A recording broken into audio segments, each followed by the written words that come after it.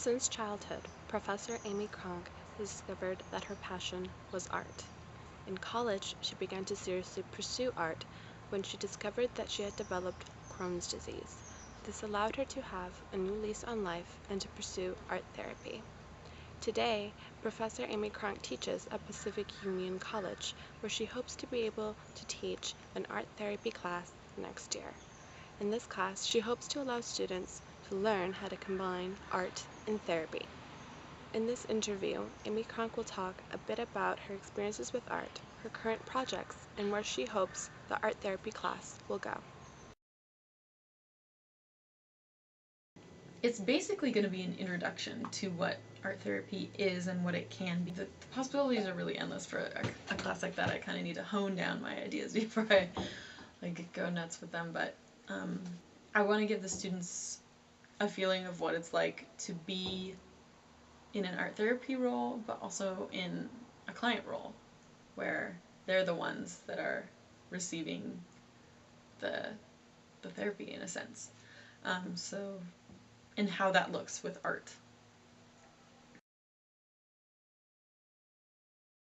I think the turning point was definitely my diagnosis. I had always dabbled in art, but I didn't really take it seriously as something that I was going to do for my life, but then decided after that life-changing event that what I needed to do with my life was what I was passionate about, and that time isn't forever, and that anything that I did, I could do my best ability and I would be able to make it work.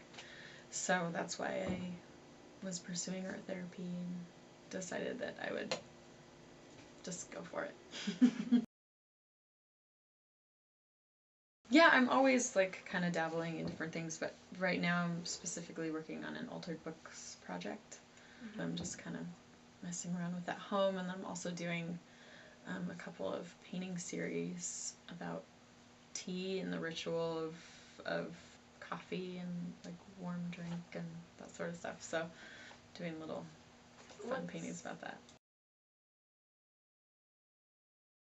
When I alter a book, I look at the kind of identity of the book and what it is. I get to know it. I read it a little bit and look at the title and the structure, and I feel like each book has its own kind of personality and identity. I like to alter older books.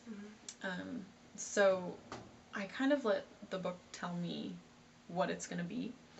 So right now I'm altering a book that's called The Life of Trust, and it has a really plain cover, and I've decided to cut a square hole in it and then have these kind of radiating squares that go down throughout the whole thing so that there's a hole through it, but there's still a bunch of the meat of the story still in there. So I look at a lot of imagery, reference photos and stuff like that. I tell all my students, if you're going to draw something, don't draw it from your head. You can have ideas from your head, but always reference something. Look at different artists and their work, and look at different magazine advertisements and stuff. So I like to take kind of a collage kind of perspective to my paintings, which has been just a recent kind of focus. I normally like to paint figurative stuff and work with materials to push the boundaries of materials. Recently I did a wood burning of a woman that's covered in a shawl, and I've been drying this oil, linseed oil, for 3 years. And I had all these little chunks of it, and I ended up collaging it onto the surface, and it creates this thin skin that's really wavy and stuff.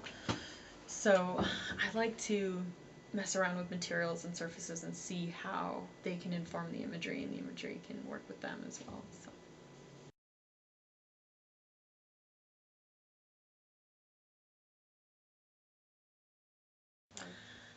Yes. Don't sell yourself short. I mean, with me, I was headed down, the path of, I don't know, I was thinking about doing physical therapy and maybe doing art as a hobby, but it's really worth it to just follow your passion and just